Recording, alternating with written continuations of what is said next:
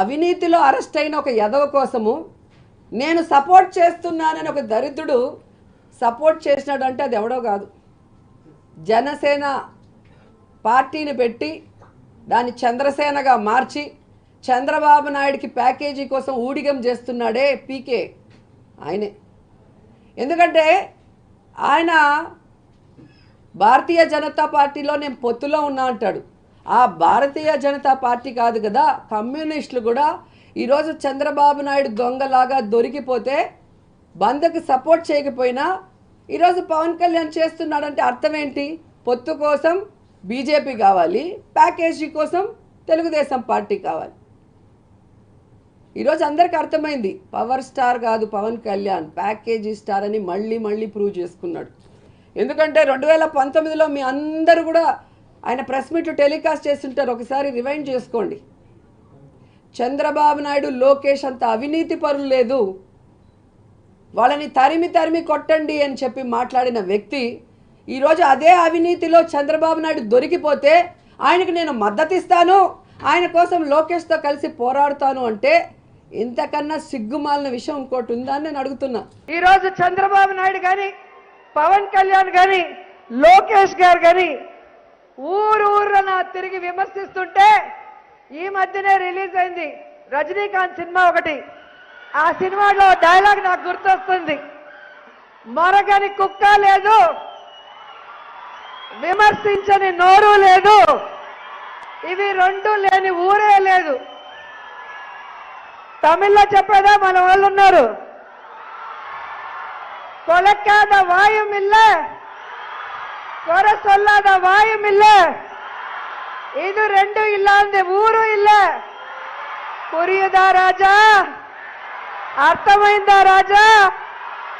మరి ఇది చూసి పచ్చకామర్లోడు లాగా ఈరోజు తెలుగుదేశం పార్టీ వాళ్ళు కొన్ని ప్రచారాలు చేస్తున్నారు. గతంలో సీట్ లేదన్నారు, తర్వాత వెన్నుపోటుదారుల వల్ల ఓడిపోతానన్నారు, తర్వాత ప్రజలు పట్టించుకోవటం లేదన్నారు. మీరే చూశారు కదా, ఈరోజు వెన్నుపోటుదారులు ఇన్ని రోజులు పార్టీలో ఉండి వెన్నుపోట్లు పొడిచారు, ఈరోజు ఆపోజిట్ లో ఉన్నారు. ఇప్పుడు వెన్నుపోట్లు ఉండవు, స్ట్రైటే. స్పష్టంగా పవన్ కళ్యాణ్ వెనక ఒక నాయకుడు కూడా లేడు అనేది ఇక్కడ అర్థమవుతుంది. అక్కడ మిగిలిపోయిన చెత్త, ఇక్కడ మిగిలిపోయిన చెత్తని ఏరుకొని క్యాండిడేట్లని అనౌన్స్ చేసుకునే దౌర్భాగ్య పరిస్థితికి రావటం అనేది మనం గమనించాలి. అండ్ ఈరోజు సీట్ల పంపకాలు కూడా కాన్స్టిట్యున్సీలు ఎంపీలు కానీ ఎమ్మెల్యేలు మీరు చూస్తే ఎవరెవరికి ఏం అలాట్ చేస్తారో మీకు పూర్తిగా అర్థమైపోతుంది. చంద్రబాబు నాయుడు బీజేపీని జనసేనను మోసం చెయ్యాలి అన్న ఆలోచనతో సీట్ల పంపకాలు ఎలా చేశాడు, ఆ సీట్లలో కూడా తన అభ్యర్థుల్ని ఎలా పంపించి పెట్టుకున్నాడో చూశారు. కాబట్టి మే 13 జరిగే ఎన్నికల్లో తెలుగుదేశం జనసేన పార్టీల రక్తాన్ని కళ్ళ చూసే విధంగా ప్రజలు వాళ్ళకి ఓట్లతో బుద్ధి చెప్పి ఆ పార్టీని ఈ రాష్ట్రం నుంచి తరిమి కొడతారు. ఈ పవన్ కళ్యాణ్ గాడిదలు కాస్తున్నారని అడుగుతున్నా. 175కి 175 మీరే తెచ్చుకుంటే మేమేం చేయాలి అని పవన్ కళ్యాణ్ గారు అడిగారని. మొన్న రెండు చోట్ల మిమ్మల్ని ఎమ్మెల్యేగా ఓడించినప్పుడు మీరు ఏం చేశారో అదే కూడా భవిష్యత్తులో చేయమని సందర్భంగా తెలియజేసుకుంటున్నాను. పవన్ కళ్యాణ్ గారికి చెప్తున్నాను, పవన్ కళ్యాణ్ కి వెనక ఉండి మాట్లాడిస్తున్న వాళ్ళకి చెప్తున్నాను, జగన్మోహన్ రెడ్డి గారిని కాదు కదా, ఆయన ఎడమ కాలి చిటికెన వేల మీద ఉన్న వెంట్రుకని కూడా ఎవరు పీకలేరు. అలాగే వర్ధంతికి జయంతికి కూడా తెలియని అతను చదువుకున్నానని ఈయన గొప్పలు చెప్పుకుంటున్నాడు అధ్యక్ష. మంగళగిరి అని పలకలేక మందలగిరి అనే ఒక మందబుద్ధి గల కొడుకుని, నా కొడుకు ఫారెన్ కి వెళ్ళి చదువుకున్నాడని చాలా గొప్పగా చెప్పుకుంటున్నాడు అధ్యక్ష. అలాంటి కొడుక్కి ఆంధ్రప్రదేశ్ ఒక కంట్రీయా ఒక స్టేటా కూడా తెలియకుండా ఒక కాన్ఫరెన్స్ లో మాట్లాడిన వీడియోలు కూడా మీరు చూడొచ్చు అధ్యక్ష.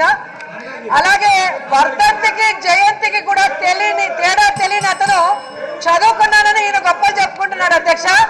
అలాగే తాను నించున్న కాన్స్టిట్యున్సీని మంగళగిరి అని పలకలేక మందలగిరి అనే ఒక మందబుద్ధి గల కొడుకుని కానీ ఈరోజు జగన్మోహన్ రెడ్డి గారిని మాట్లాడటం చాలా సిగ్గుచేటు అధ్యక్ష. రెండోది అధ్యక్ష, ఈరోజు నేను ఒకటే అడుగుతున్నాను అధ్యక్ష, నిన్న చాలా ముఖ్యమైన విషయము మహిళా భద్రత బిల్లు గురించి మాట్లాడుతుంటే ఉల్లిపాయల దండలేసుకొని అచ్చెన్నాయుడు అయితే ఇంత పెద్ద ఉల్లిపాయ ఆయన సైజు ఒకటి ఎత్తుకొని వచ్చాడు అధ్యక్ష. అది ఎక్కడి నుంచి తెచ్చాడో నాకు చెప్పాలి అధ్యక్ష. అది హెరిటేజ్ నుంచా రైతు బజార్ నుంచా, అది ఎంత కొన్నాడు? ఈ తెలుగుదేశం పార్టీ అంటే తెలుగు దండుపాల్యం పార్టీ లాగా తయారైంది. తెలుగు ద్రోహుల పార్టీ లాగా తయారైంది, తెలుగు దుశ్శాసన పార్టీ లాగా అయింది. ఈరోజు బండారు సత్యనారాయణ మూర్తి ఈయన క్యారెక్టర్ గురించి అందరికీ తెలిసిందే. వాళ్ళ అధికారంలో ఉన్నప్పుడు ఏ విధంగా ఒక దళిత మహిళని వివస్త్రను చేయించి ఆ రోజు ఆమెను కొట్టారో దాని మేము ఫైట్ చేసింది మీరు చూశారు. ఆ రోజే కనుక చంద్రబాబు నాయుడు ఈ బండారు సత్యనారాయణ మూర్తిని అరెస్ట్ చేసుంటే ఈ రోజు ఇంత నీచంగా మాట్లాడుండేవాడు కాదు. కానీ ఆ పార్టీ జాతీయ అధ్యక్షుడే చంద్రబాబు నాయుడే ఆడదాని పుట్టుకనే ప్రశ్నిస్తాడు. కోడలు మగపిల్లాడిని కంటే అత్త సంతోషించదని ఆడదాని పుట్టుకనే అవహేళన చేసే విధంగా మాట్లాడతాడు ఒక జాతీయ అధ్యక్షుడు. కాల్మనీ సెక్స్ రాకెట్లో ఎంతోమంది ఆడవాళ్ళ జీవితాలని వ్యభిచార కూపంలోకి దించుతుంటే వాళ్ళ లీడర్స్కి సపోర్ట్ చేసి నేను ఎక్కడ ఆ ఇష్యూని హైలైట్ చేసి వాళ్ళు చేసిన తప్పులు బయటకు తెస్తున్నానని రూల్స్కి విరుద్ధంగా ఆ రోజు కూడా కక్ష సాధింపుగా నన్ను 1 year సస్పెండ్ చేసి కోర్టులు చెప్పినా కూడా మళ్ళీ అసెంబ్లీలోకి రానియకుండా కోర్టు ఇచ్చిన తీర్పును కూడా వ్యతిరేకించిన పెద్ద మనిషి తెలుగుదేశం పార్టీ జాతీయ అధ్యక్షుడు. దళిత మహిళను బూటు కాలుతో తన్నిన వ్యక్తి రాష్ట్ర అధ్యక్షుడు అచ్చెన్నాయుడు గారు. ఒక ఎంఆర్ఓ వనజాక్షిని ఇసుకలో వేసి కొట్టిన చింతమనేని వాళ్ళకి అభిమాన నాయకుడు. ఆడపిల్ల కనిపిస్తే ముద్దు పెట్టండి లేదా నాకు కడుపైనా చేయండి అనే బాలకృష్ణ ఈ చంద్రబాబు నాయుడికి బావమరిది.